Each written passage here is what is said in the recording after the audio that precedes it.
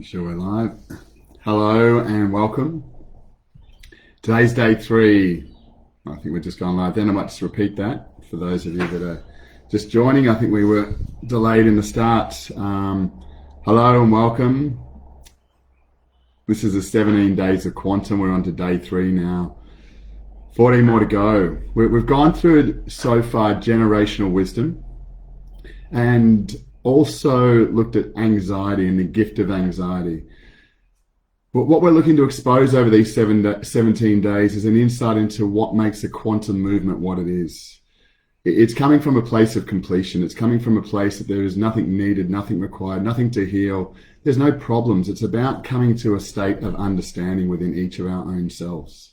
It's about navigation, not the gaining of wisdom. For many teachings, for many years, philosophies have determined that there's things that we don't understand, that we don't know, and there's things that we need to gain. It's this particular idea that's been very much driven through New Age teachings to move us towards the light, to seek guidance, to seek a teacher.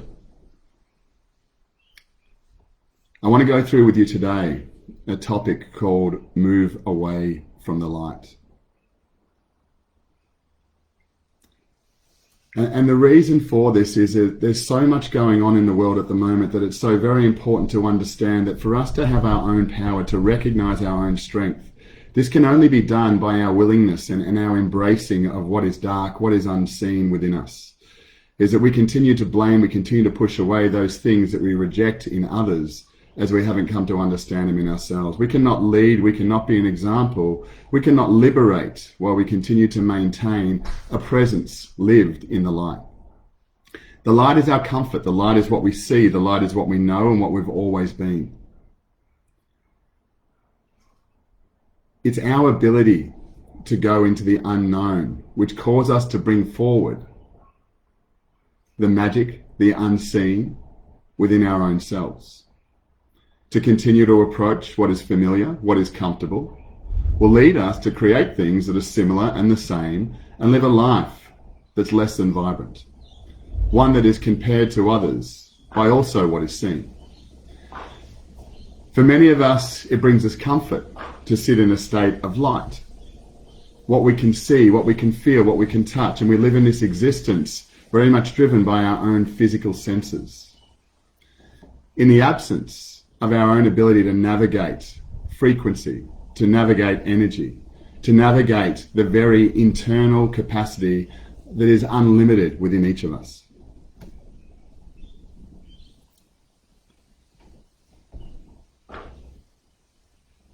For me, that ability to explore our darkness has very much been driven away from us as we've been focused upon what is kind, what is peaceful, what is loving.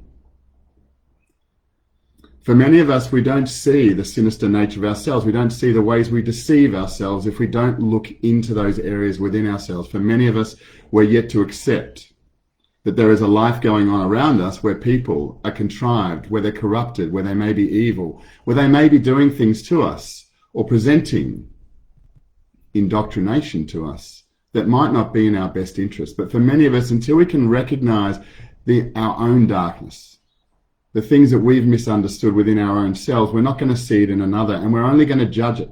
We're going to point the finger without allowing ourselves to discover and understand the entirety, the full nature of what we are. Because for most of us, we start at such a point where there is something missing, something that we lack. We go in search of some external source. But when we can come to understand and accept within our heart that what we have within us is complete and it is specifically designed for us, we then focus upon not the gaining of wisdom, but the focus upon understanding and how to navigate the depths within our own self. Not how to act similar, not how to do the same thing, not how to go through the same practice, but on how to navigate what is unique within each of us. The darkness is not evil. The darkness is simply what has not been explored. And I suggest to you in every moment of your own life, in every relationship that you have, to continue to do the same, to continue to be in the same spaces. It may bring comfort, it may bring security, but it definitely doesn't bring a vibrance of life. Our ability as children to be able to go into and explore is about courage, is about facing those internal, avoided, absent states, to come to understand how they actually serve us. Because it's in the liberation of our misunderstanding that we move into a greater state of elevation, that we start to recognize that we have everything within us. You see, within the light and what we see, we create beliefs, we create relationships and statements with the things that we see around us. But to move into the darkness, we must invoke self-belief. We must bring about a certain capacity within ourselves that has yet been explored. This is where confidence, this is where certainty comes from. There's been an affinity with the light, and to move towards the light is to only repeat what we've already done. You see, light emanates from us when we go in and liberate that darkness, when we choose to move past the pain. When we're engaged, when we're exploring in the true depths of what we are, we don't experience pain. We only experience pain in the moments of our life where we're stagnant, where we've been where we are previously.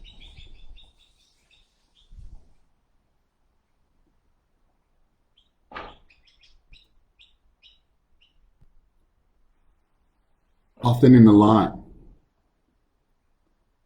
what is shone upon us is what we fear, what we appear to not have. But it's in the darkness and our willing embrace of that we discover that everything exists. It's in that particular space that we discover the precision, the completion of everything that we seek, everything that we look for. But it simply requires our attention. It simply requires us understanding how to discover ourselves. Not to do as we've been told. Not to be forced. Not to become similar, but to begin to embrace our difference and learn to live in a space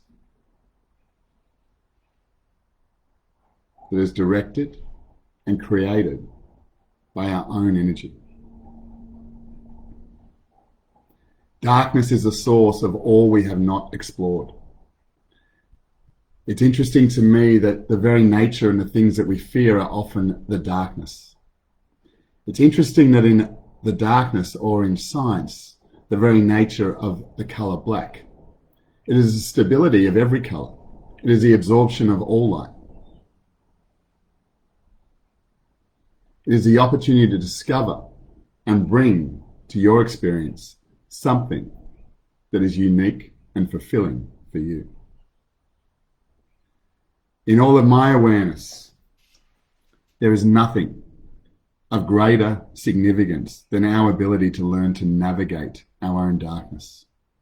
Every disease that we have, every condition that we believe that we're subjected to, every part of hereditary incapacities that we're led to believe are a part of our being, are only so because we do not have the capacity to go into our own darkness and come to understand, and in that moment liberate ourselves from our ignorances and from our requirements and needs for others to tell us, to direct us, to show us the way. Once we can navigate the very darkness, the very things that we avoid, we then become free. We find our independence. We find our sovereignty. Stop aspiring for the light. The light is a result of liberating the darkness. To move into the light is just to move into what is known. There is no growth there. Yes, it can serve us, but it's to understand the choices that we're making, that we're not going to find our truth looking into the light. We're going to find our truth exploring the darkness.